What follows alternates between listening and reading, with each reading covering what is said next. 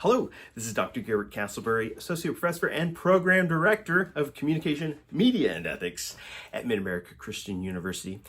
I'm here with a video special to look at some of the highlights from 2019. So it's a end of year recap in certain ways, and oftentimes we make these videos as an opportunity to reach out to our students or broader audiences, those equipped or interested in an asynchronous learning style. And we're often including discussions about key readings in a given class or in our curriculum as a whole in the Communication, Media, and Ethics program here.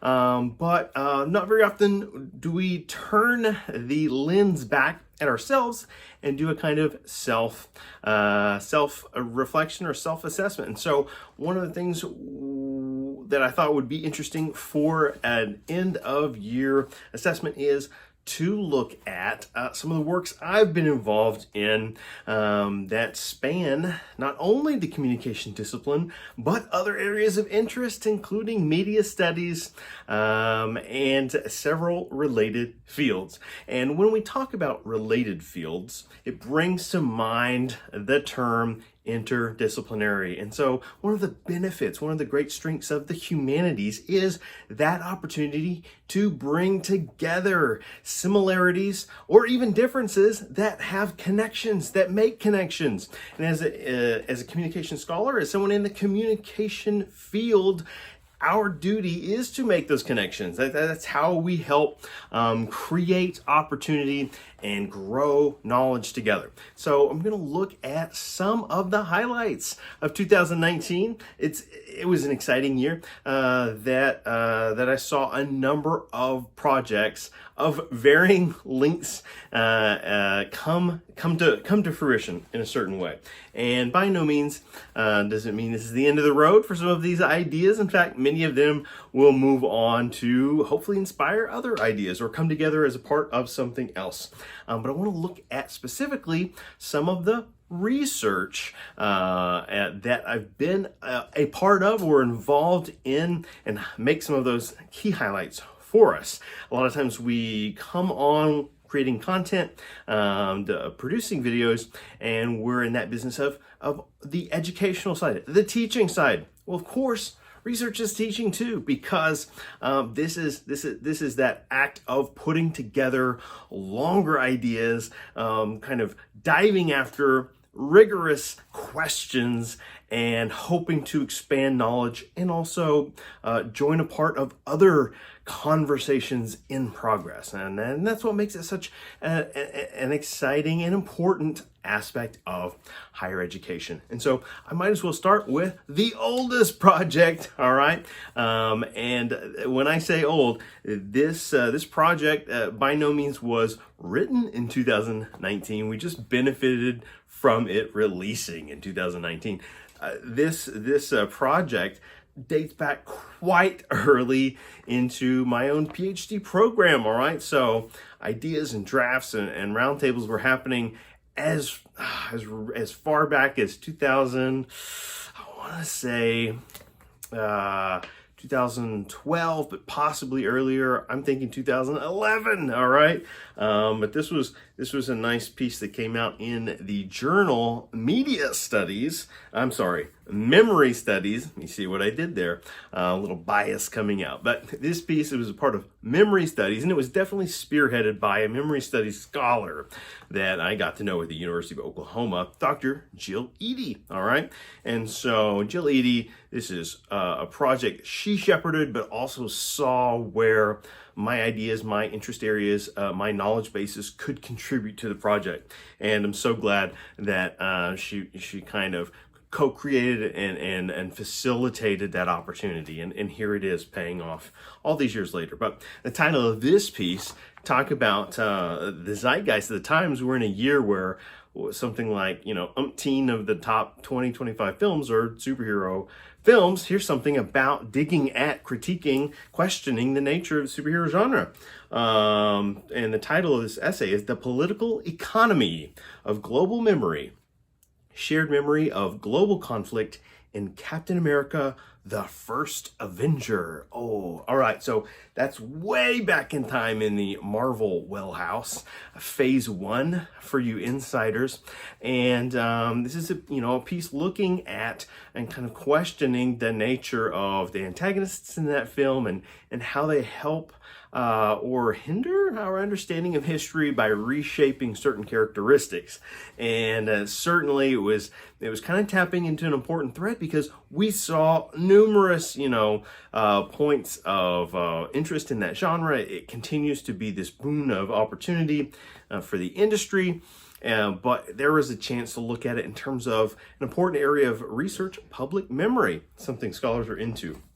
Well, if public memory represents a highbrow theory, just for conversation's sake, then let's look at a lowbrow text, at least as far as mass culture is concerned. And so I'm going to look at the book that came out this spring, Convergent Wrestling, Participatory Culture, Transmedia Storytelling, and the Intertextuality in the Squared Circle. Now, this is not my book, edited by Carolyn Reinhardt and Christopher Olson, but I did contribute a chapter where I didn't necessarily look at professional wrestling itself, but instead I looked at a paratext about professional wrestling. I looked at a Sirius XM satellite radio show, Busted Open Radio. And so it's a case study looking at how fan texts, all right, so when I say a fan text or a paratext, texts about other texts, what kind of business are they doing? How do they operate? What are their means of communicating information? So that was an exciting chapter to talk about convergence culture, right? And spreadable media, how all of our connections are now digital, at least the most successful ones, the most profitable ones, and then what kinds of values does this add, and how does it legitimize the things we want to enjoy or explore, or what have you. So very excited that book came out. Another project that's been in the works for some years, actually. I think I recall writing a proposal for this back in 2015. All right, so it went through various stages and kind of a slow development, but I even brought on a co-author, and I'm so glad that I did. And I want to share. The important thing would have been to bookmark this, so I don't create a stall in the momentum. But I'm almost there, except when I'm not. Okay.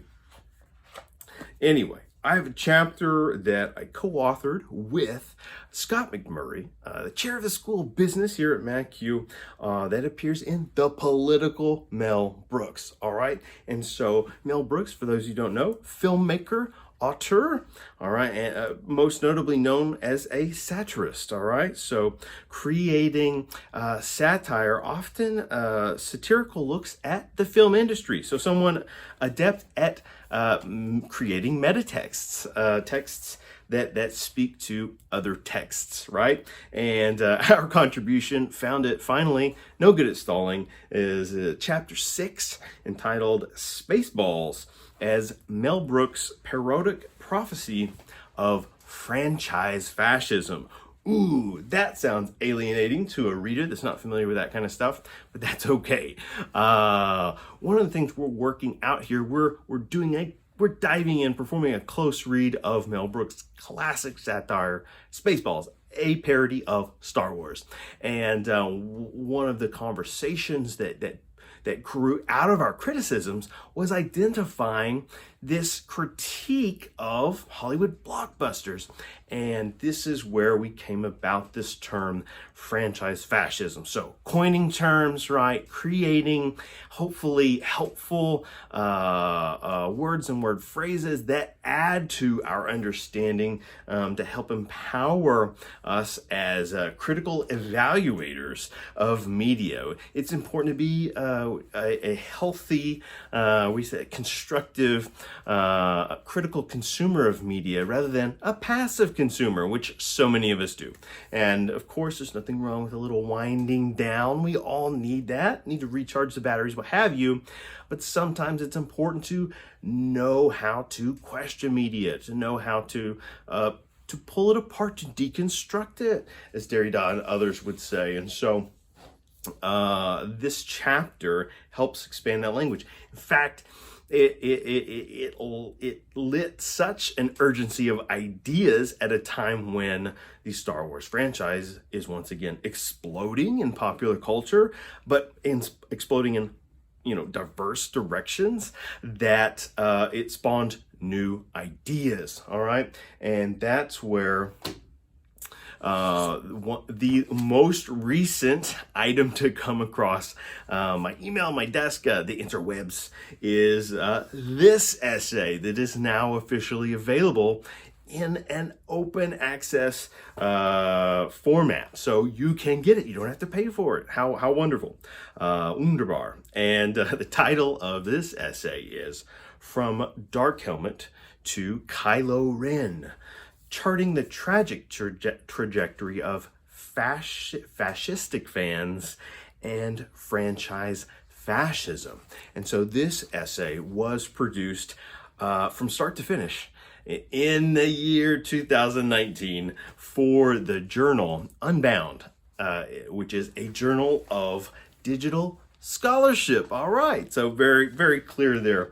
Their inaugural issue, they're kicking off this new journal, had an opportunity to be a part of that conversation. The whole journal issue is about Star Wars and Star Wars related ideas. And so an interesting through line is emerging, arguably, in these various research projects that I'm sharing here. But I'm not done. But wait, there's more. Speaking of sheets of paper, I was hoping and wishing and hoping that this volume would come in before the end of the semester. I certainly am confident I'm going to get it in the mail in the next couple of weeks here before the new year, but it's definitely getting the 2019 imprint, and it's yet another complementary piece to someone else's larger project. And so editors Douglas Brody and Shay Brody put together what is tentatively titled, no, it's official, The 21st Century Western. All right, new writers of the cinematic stage, and had an opportunity to put together one of their latter chapters. While most of the book focuses on films, Western films, I get a chance to break off in a different direction and talk about an area in my wheelhouse, certainly from a research and experience standpoint, television. And so I look at the Western's imprint on the televisual landscape. Oh, I know that it sounds exciting. But for those of you that don't watch Westerns, that's okay, because what I'm actually doing is highlighting how many of the shows we are watching have that imprint of the Western. Oftentimes, we just don't realize it, okay? And I'm going to put a pin in that and not come back to it yet, because that's part of an ongoing body of research that I'm big into, very excited about. It's going to lead to the final item that I want to share. And then I'm very excited to share this. Had the opportunity to guest edit a journal special issue this year. It's a smaller journal, but it's an exciting journal. It's an interdisciplinary journal. And I love that idea of taking my field, my discipline areas, and being able to expand them and reach across the aisle to hopefully co-create meaningful conversations about, X topics. And so the title of this special issue is, in fact, The New West.